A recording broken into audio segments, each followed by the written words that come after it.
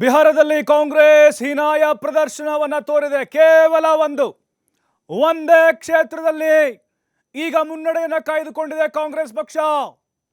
ಆಗಲಾದರೂ 4 ಇತ್ತು, ಈಗ ನೋಡಿದ್ರೆ ಒಂದಂಕಿ, ಅದು ಕೂಡ ಮಾಯ ಆಗುತ್ತಾ ಅನ್ನುವಂಥ ಅನುಮಾನ ಕಾಡ್ತಾ ಇದೆ. ಯಾಕಂದ್ರೆ ನೋಡಿ, ಲಾಸ್ಟ್ 2020 ಚುನಾವಣೆಯಲ್ಲಿ 19 ಸ್ಥಾನಗಳನ್ನು ಗೆದ್ದಿತ್ತು. ಆದರೆ ಈ ಬಾರಿ ಹಠಕ್ಕೆ ಬಿದ್ದು ತೇಜಸ್ವಿ ಯಾದವ್ಗೆ ಬೆನ್ನು ಬಿದ್ದು ಸರಿ ಸಮಾನವಾಗಿ ನಮಗೂ ಕೂಡ ಟಿಕೆಟ್ ಕೊಡಬೇಕು ಅಂತ ಪಟ್ಟು ಹಿಡಿದ್ರು ರಾಹುಲ್ ಗಾಂಧಿ. ಆದರೆ ಈಗ ನೋಡಿ, ಬರೀ ಒಂದೇ. ನಿಜಕ್ಕೂ ದೊಡ್ಡ ಶಾಕ್ ಇದು. ಕಾಂಗ್ರೆಸ್ನವರು ಪರಾಮರ್ಶೆ ಮಾಡ್ಕೊಳ್ಬೇಕು ಎಲ್ಲೆಡವಿದ್ದಾರೆ ಅಂತೇಳಿ. ಹೇಗಿತ್ತು ಕಾಂಗ್ರೆಸ್, ಹೇಗಾಯಿತು? ಕಳೆದ ಬಾರಿ 19ರಲ್ಲಿ ಗೆದ್ದಿದ್ರು, ಈ ಬಾರಿ ಒಂದೇ. ಹಸ್ತದ ಗುರುತು 5 ಬರುತ್ತೋ ಇಲ್ವೋ ಗೊತ್ತಿಲ್ಲ. ಸಣ್ಣ ಪುಟ್ಟ ಪಕ್ಷಗಳಿಗಿಂತಲೂ ಕಳಪೆ ಪ್ರದರ್ಶನವನ್ನ ತೋರಿದೆ ಅಲ್ಲಿ. ಐತಿಹಾಸಿಕವಾದಂತಹ ಪಕ್ಷ ರೀ ಕಾಂಗ್ರೆಸ್. ಇಂಥ ಪರಿಸ್ಥಿತಿ ಬಂದ್ಬಿಡ್ತಾ ದೇಶದಲ್ಲಿ. 1 ಸೀಟ್ಗೆ ಬಿಹಾರ ಯಾವತ್ತೂ ಕೂಡ ಹಿಂಗಾಗಿರ್ಲಿಲ್ಲ ಕಾಂಗ್ರೆಸ್. ಯಾಕಾಯ್ತು ಹಾಗಾದ್ರೆ ಕಾಂಗ್ರೆಸ್ಗೆ ಇಲ್ಲಿ ಹಿನ್ನಡೆ? ಯಾಕಂದ್ರೆ ಇಡೀ ದೇಶದಲ್ಲಿ ಕಾಂಗ್ರೆಸ್ ಒಂದಾನೊಂದು ಕಾಲದಲ್ಲಿ ಕ್ಲೀನ್ ಸ್ವೀಪ್ ಮಾಡ್ತಾ ಇತ್ತು. 50-60 ವರ್ಷ ಅವರೇ ಆಡಳಿತವನ್ನ ಮಾಡ್ಕೊಂಡು ಬರ್ತಾ ಇದ್ರು.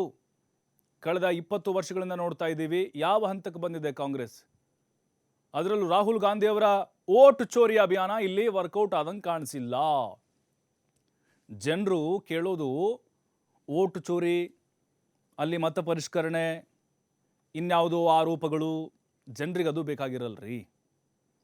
ಅವ್ರಿಗೆ ಮೂಲ ಸೌಲಭ್ಯಗಳು ಬೇಕಾಗಿರುತ್ತೆ, ಬದುಕು ಬೇಕಾಗಿರುತ್ತೆ. ಈಗ ನಿತೀಶ್ ಕುಮಾರ್ ಏನು ಮಾಡಿದ್ರು, ಸೆಪ್ಟೆಂಬರ್ಲಿ 10,000 ಟನ್ ಹಾಕಿಬಿಟ್ರು ಅಕೌಂಟ್ಗೆ, ಒತ್ತು ಬಿಟ್ರು. ಎಲ್ಲ ಮಹಿಳಾ ಮತದಾರರ ಆಶೀರ್ವಾದ ಜಾಸ್ತಿ ಸಿಕ್ಕಿದೆ ಅವ್ರಿಗೆ. ಆದರೆ ಕಾಂಗ್ರೆಸ್ ಈ ರೀತಿಯಾದಂತಹ ಕಳಪೆ ಪ್ರದರ್ಶನವನ್ನು ತೋರುತ್ತೆ ಅಂತ ಬಹುಶಃ ಅವರು ಅಂದ್ಕೊಂಡಿರಲಿಲ್ಲ. ರಾಹುಲ್ ಗಾಂಧಿ ಅವರ ನಾಯಕತ್ವದ ಬಗ್ಗೆ ಪ್ರಶ್ನೆ ಬರುತ್ತೆ ಇಲ್ಲಿ. ಏನು ಸಾಧನೆ ಬಿಹಾರದಲ್ಲಿ ಕಾಂಗ್ರೆಸ್ನದ್ದು? ಒಂದೊಂದೇ ರಾಜ್ಯಗಳಲ್ಲಿ ಧೂಳೀಪಟ ಆಗ್ತಾ ಇದೆ. ಕರ್ನಾಟಕ, ತೆಲಂಗಾಣ ಬಿಟ್ಟರೆ ಎಲ್ಲಿದೆ ಕಾಂಗ್ರೆಸ್?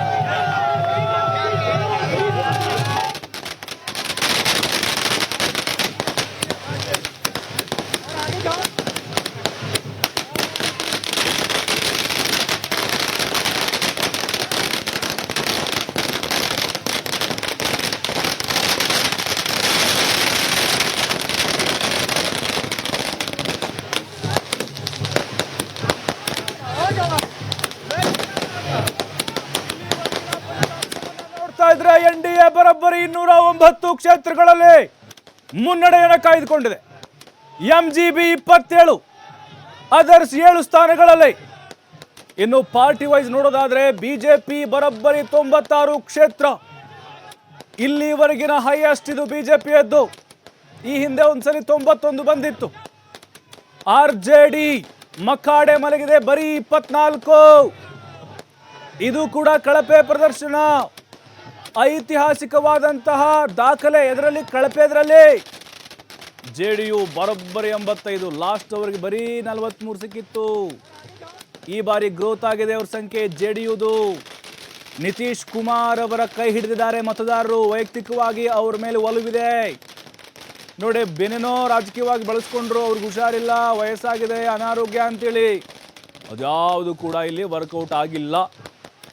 JDU 85, ಇಲ್ಲಿ ಬಿಜೆಪಿ ಸಿಂಗಲ್ ಲಾರ್ಜೆಸ್ಟ್ ಪಾರ್ಟಿಯಾಗಿ ಹೊರಹೊಮ್ಮಿದೆ.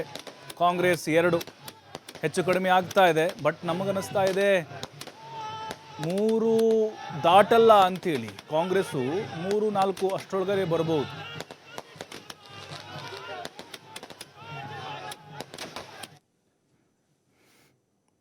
ಮತ ಎಣಿಕೆ ಬಗ್ಗೆ ಆರ್ಜೆಡಿ ಸಂಸದ ಮನೋಜ್ ಝಾ ಶಂಕೆಯನ್ನ ವ್ಯಕ್ತಪಡಿಸಿದ್ದಾರೆ. ಸುಮಾರು 60ರಿಂದ 70 ಕ್ಷೇತ್ರಗಳಲ್ಲಿ ನಿಧಾನಗತಿ ಮತ ಎಣಿಕೆ ಆಗಿದೆ.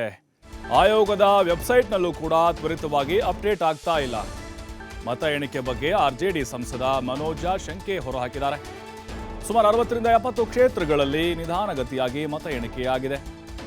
ಇನ್ನು ಅಪ್ಡೇಟ್ ಕೂಡ ಆಗ್ತಾ ಇಲ್ಲ ಚುನಾವಣಾ ಆಯೋಗದ ವೆಬ್ಸೈಟ್ನಲ್ಲಿ.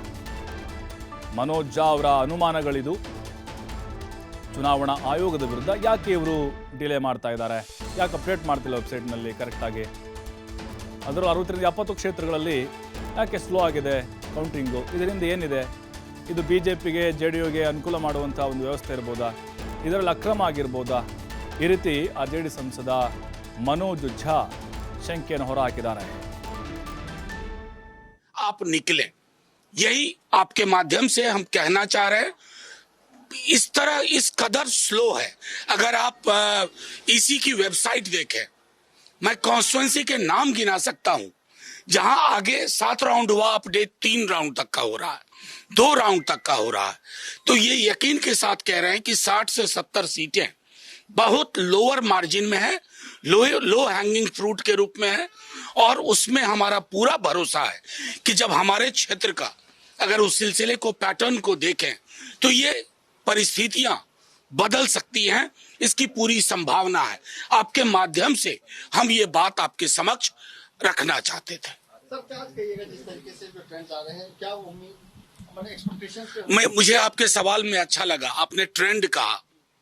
प्री मैच्योर सेलिब्रेशन जो बीजेपी के लोग कर रहे हैं, ये ट्रेंड है. ट्रेंड का मतलब होता शुरुआती रुझान या प्रवृत्ति, और हमने इस तरह के रुझानों को बदलते और पलटते भी देखा है. पत्र लेकर के ही आप निकले, यही आपके माध्यम से हम कहना चाह रहे हैं. इस तरह इस कदर ನೋಡಿ, ಇದು ಮನೋಜ್ ಝಾ RJD ಸಂಸದ ಈ ರೀತಿಯಾದಂಥ ಅನುಮಾನಗಳನ್ನು ವ್ಯಕ್ತಪಡಿಸಿದ್ದಾರೆ. ಯಾಕೆ ಲೇಟ್ ಮಾಡಿದ್ದಾರೆ ಇವರು 60ರಿಂದ 70 ವಿಧಾನಸಭಾ ಕ್ಷೇತ್ರಗಳಲ್ಲಿ ಅಂದರೆ ಇದೆಲ್ಲ ಒಂದು ಕಡೆ JDU ಮತ್ತು BJP ಗೆಲುವಿಗೆ ಕಾರಣ ಆಗಿರ್ಬೋದು. ಚುನಾವಣಾ ಆಯೋಗ ಅಕ್ರಮವನ್ನು ಮಾಡ್ತಾ ಇದೆ ಅನ್ನುವಂಥ ಅರ್ಥದಲ್ಲಿ ಈಗ ಅವ್ರು ಹೇಳ್ತಾ ಇದ್ದಾರೆ. ನೋಡಿ, ಸೋಲಂದರೆ ಸೋಲ್ರಿ, ಸೋಲನ್ನು ಒಪ್ಕೊಳ್ಬೇಕು. ಈಗ ಚುನಾವಣಾ ಆಯೋಗದ ಮೇಲೆ ಹೇಳೋದು, ಅದರ ಜೊತೆಗೆ ಅಲ್ಲಿ ಚುನಾವಣಾ ಅಧಿಕಾರಿಗಳು ಏನೋ ಗಿಮಿಕ್ ಮಾಡಿದ್ದಾರೆ, ಅದು ಅವ್ರ ಪರವಾಗಿ ಮಾಡಿದ್ದಾರೆ. ಈಗ ಅದೇ ಇವರು RJD ಗೆದ್ದಿದ್ರೆ, ಅಲ್ಲಿ RJD ಕಾಂಗ್ರೆಸ್ಸು MGB ಗೆದ್ದಿದ್ರೆ ಏನು ಮಾಡ್ತಾಯಿದ್ರು ಇವರು? ಈ ಆರೋಪವನ್ನು ಮಾಡ್ತಾ ಇದ್ರಾ? ಹಾಗಾಗಿ ಸೋತಾಗೊಂದು ಗೆದ್ದಾಗೊಂದು ಈ ರೀತಿಯಾದಂಥ ಹೇಳಿಕೆಗಳು ಸಹಜ ರೀ ಈ ಟೈಮಲ್ಲಿ ಬರೋದು. ಸೋಲಿನ ಹತಾಶೆ ಕೂಡ ಕೆಲವೊಬ್ಬರಲ್ಲಿ ಕಾಡ್ತಾ ಇರುತ್ತೆ. ಹಾಗಾಗಿನೇ ಈಗ ಅಲ್ಲಿ ಮತ ಪರಿಷ್ಕರಣೆ ಆಗಿದೆ. ಜನಾಭಿಪ್ರಾಯ ಅದು ಗೌರವಿಸಬೇಕು ಪ್ರತಿಯೊಬ್ಬ ನಾಯಕನೂ ಕೂಡ. ಅದನ್ನು ಬಿಟ್ಟು ತಮ್ಮ ವೈಫಲ್ಯಗಳನ್ನು ಇಲ್ಲಿ ಹೇಳ್ಕೊಳ್ಳೋದು ಬಿಟ್ಟು, ಅಥವಾ ತಾವೇನು ಕೆಲಸ ಮಾಡಿಲ್ವೋ, ಜನ ಯಾಕೆ ತಮ್ಮ ತಿರಸ್ಕಾರ ಮಾಡಿದ್ದಾರೆ, ಅದ್ಯಾವುದೂ ಕೂಡ ಇಲ್ಲಿಗೆ ಕಣ್ಣಿಗೆ ಕಾಣಿಸೋದಿಲ್ಲ. ಆ ಕ್ಷಣಕ್ಕೆ ಮಾತ್ರ ಆಲೋಚನೆಯನ್ನು ಮಾಡ್ತಾರೆ. ಇದು ಗೆಲುವು, ಪ್ರಜಾಪ್ರಭುತ್ವದ ಗೆಲುವಿದು. ಜನರಿಗೆ ಅವಮಾನ ಮಾಡ್ದಂಗೆ ಆಗುತ್ತೆ ಇಲ್ಲಿ. ಅದು ರಾಜಕೀಯವಾಗಿ ಅವರ ಹೇಳಿಕೆಗಳು ಏನೋ ಇರಬಹುದು. ಅಲ್ಲಿ ಚುನಾವಣಾ ಅಕ್ರಮಗಳು ನಡೆದಿದೆಯಾ ಇಲ್ವಾ, ಕೆಲವೊಂದು ಸಲ ನಡೆದಿರುವಂಥ ಉದಾಹರಣೆಗಳು ಕೂಡ ಇದ್ದಾವೆ ನಮ್ಮ ಕಣ್ಮುಂದೆ. EVM ದೋಷಗಳು ಕೂಡ ಆಗಿದ್ದಾವೆ.